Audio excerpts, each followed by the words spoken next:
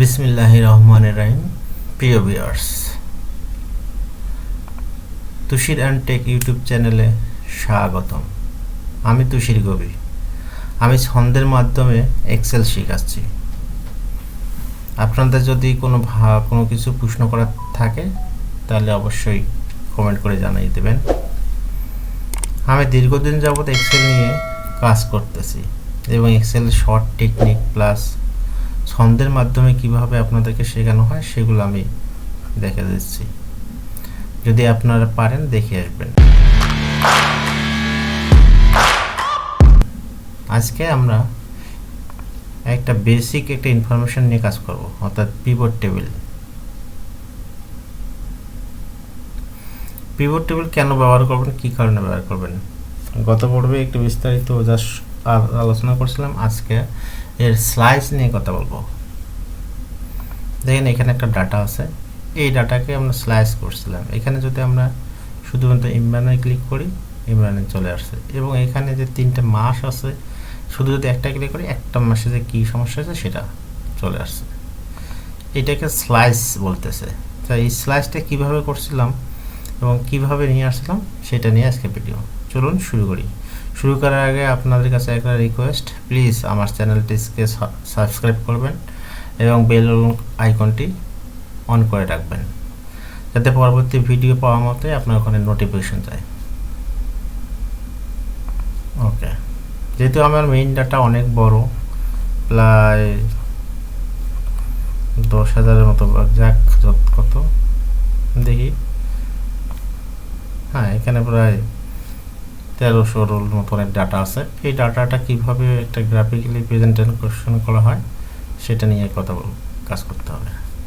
ওকে, আর pivot টেবিলে বিশেষ করে যে অ্যাডভান্টেজগুলো থাকে সেগুলো একটু বিস্তারিত একটু আলোচনা করি। Data analysis with pivot table, এক নম্বর গ্রুপিং করা, calculating average, filtering data, comparing data and compacting, creating chart. Pivot table আমরা যদি করি তাহলে এইগুলো সুবিধা পাবো। আরও কয়েকটা সুবিধা হয়তো থাকতে পারে। দেখেন এখানে ইন্টারঅ্যাক্টিভ, মানে easily rearrange them by the moving, adding or deleting file করা যায়। ডাইনামিক, যে কোনো result automatically recalculated whenever field or add drop, তারপর ইজি টু আপডেট। আপনি যদি ডাটা এবং ভ্যালিডেশন করেন, অবশ্যই পিভট টেবিলে ডাটা ভ্যালিডেশনটা মাস্ট বি লাগবে। সেক্ষেত্রে আপনাকে অবশ্যই ভ্যালিডেশন করতে হবে। এই ডাটাগুলো নিয়ে আপনাকে অবশ্যই ভালো করে কাজ করতে হবে। এই জন্য প্রতিটা রাশির পিভট টেবিলের মান বা যাই বলুন না কেন এক্স্যাক্টলি হতে হবে। ওকে, আজকের মতো কথা না বাড়ি শুরু করি। আমি এই ডাটাকেই পিভট টেবিল তৈরি করি। প্রথমে কী করবো, ইনসার্টে যাব। এই ডাটাটা কিভাবে তৈরি করছিলাম সেটা নিয়ে আজকে একটু কাজ করে দেখাবো। ওকে, সিলেক্ট করা অবস্থায় ইনসার্ট, যেটুকু একটু টেবিল করা আছে, নিউ শিট নিলাম। এখানে সোর্স টেবিল থাকলো। এরপরে প্রধানত এই চারটা আসলো। তারপরে কী করা হয়েছে, এখানে যে অর্ডার টাইপ, এখানে অর্ডার টাইপ আছে। গত ভিডিওতে দেখাইছিলাম পিভট টেবিলের এইগুলো কিভাবে মানে অ্যাডজাস্টমেন্ট করা যায়। আজকে এই বিষয় নিয়ে কথা না বলি। অর্ডার টাইপ, অর্ডারের কোথায় কলম বাইরে রাখলাম, অর্ডার টাইপটা ফিল্টারিংয়ে রাখলাম। এরপরে দেওয়া আছে লেবেল, মানে বায়ারের নাম। ওকে,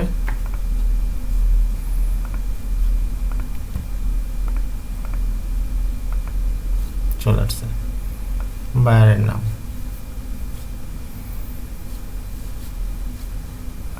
এরপর আছে grey quantity, net quantity, balance quantity.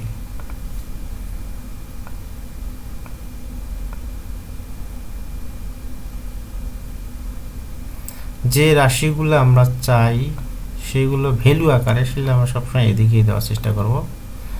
এখানে কাউন্ট আসতেছে, এখানে ক্লিক করার পরে ফিল্টারে সাম দেব, এখানে ফিল্টারে সাম দেব এবং ব্যালেন্স কোয়ান্টিটি। ওকে, ব্যালেন্স কোয়ান্টিটি চলে আসছে। এখানে মাইনাস আসলে কোনো সমস্যা নেই, আসুক। তারপরে একটা সিলেক্ট করা অবস্থায় কী করলাম, এই যে টেবিলতে একটা ডিজাইন করে দিই, ডিজাইন একটা ক্লিক করে দিই, যে আমার এই যে আমার এই রকম ডিজাইনটা আমি চাই, এটা নিলাম, হোমে গিয়ে অল বর্ডার দিলাম, শর্ট টেকনিকে অল বর্ডার দিয়ে দিলাম।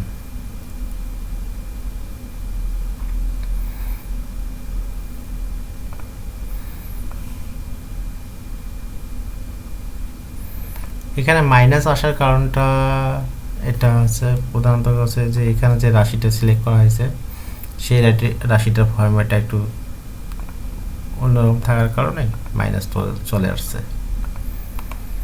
দেখি আমরা একটু চেঞ্জ করার চেষ্টা করি, এই যে মাইনাস আর প্লাসে দিই। ওকে, তাহলে সবগুলো সিলেক্ট করে সামারাইজ করলাম আর কি।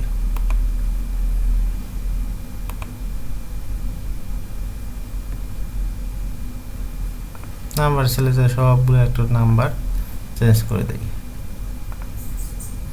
আর এটা ভ্যালিডেশনটা একটু কমে দিই। ওকে, হ্যাঁ, এটা আবার কি হলো,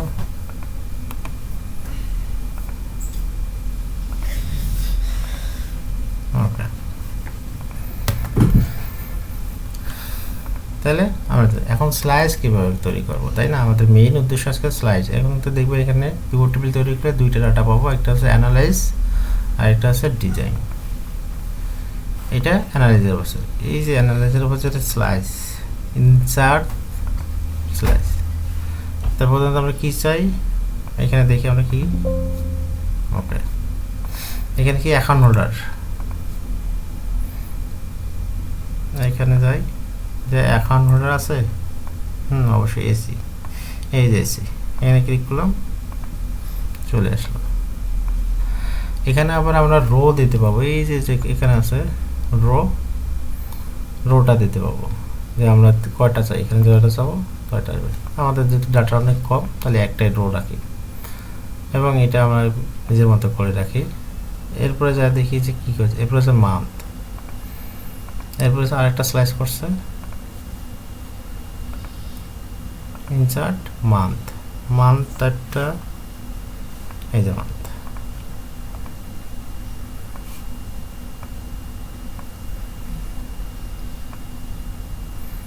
ওকে, মান্থ চলে আসছে। এখানে কিছু কাজ, এটাকে স্পেশালি স্লাইস যে আমাকে মিস্টার ইমরানে ক্লিক করলাম, ইমরানের যে অর্ডারগুলো আছে ওই মাসের, ওই যে এক্সেল শিটে যে আছে, এখানে দেখেন মিস্টার ইমরান নাম আছে অ্যাকাউন্ট হোল্ডার, এই যে মিস্টার ইমরান দেওয়া আছে। যেহেতু আমি বেশিরভাগ ক্ষেত্রে গভীর হাতে করি যাতে শব্দ না হয়, প্রতিটা ভিডিও আমি গভীর হাতে করার চেষ্টা করি। ওকে, ইমরান দিলাম এবং আমরা যে মাসের শিপমেন্ট মান্থ দিলাম তাহলে ওই মাসেরটা শো করে দিলাম। আবার এখান থেকে ক্লোজ করে দিলাম, এটা ক্লোজ করে দিলাম, তার টোটাল। আবার এখান থেকে আমরা কি কলামে যেটা আছে ফিল্টারিং, এখানে যদি আমরা শুধুমাত্র কি করি জিটি ক্লিক করি, তাহলে ওই জিটি অর্ডারগুলোয় আসবে, অন্য কোনো অর্ডারগুলো আসবে না।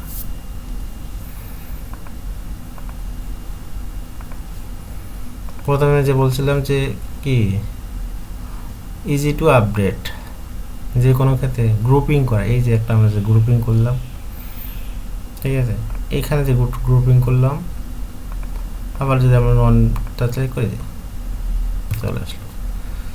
পিভট টেবিলে এটা সবচেয়ে বেশি সুবিধা। আর একটা সুবিধা, আরও সুবিধা আছে ইন্টারেক্টিভ। তারপর যে ফিল্টারিং, এই যে ফিল্টারিং করলাম কম্প্যাক্টিং ডাটা অ্যানালিসিসের মধ্যে ক্ষেত্রে যখন কাজ করব বড় বড় ডাটাগুলো নিয়ে লিখি খুব অনেক বেশি ডাটাকে ইন্টারঅ্যাক্টিভ করতে হবে, মানে কানেকশন করতে হবে যে আমি যে ডাটাটা মেইন ডাটা করছিলাম এখান থেকে ডাটাগুলো ঠিক আছে কিনা এইটা। ওকে, আজকে ইন্টারঅ্যাক্টিভ কি, আজকের প্রধান উদ্দেশ্য হচ্ছে স্লাইস কীভাবে তৈরি করা যায় সেটা শিখলাম। পরবর্তীতে ভিডিওতে নেক্সট ভিডিওতে অন্য কিছু নিয়ে হাজির হব। সে পর্যন্ত আপনারা সবাই ভালো থাকুন, সুস্থ থাকুন, আর আমার চ্যানেলটিকে প্লিজ সাবস্ক্রাইব করবেন, আর আপনাদের ভালো মতামত থাকলে জানিয়ে দেন। ওকে, আল্লাহ হাফেজ।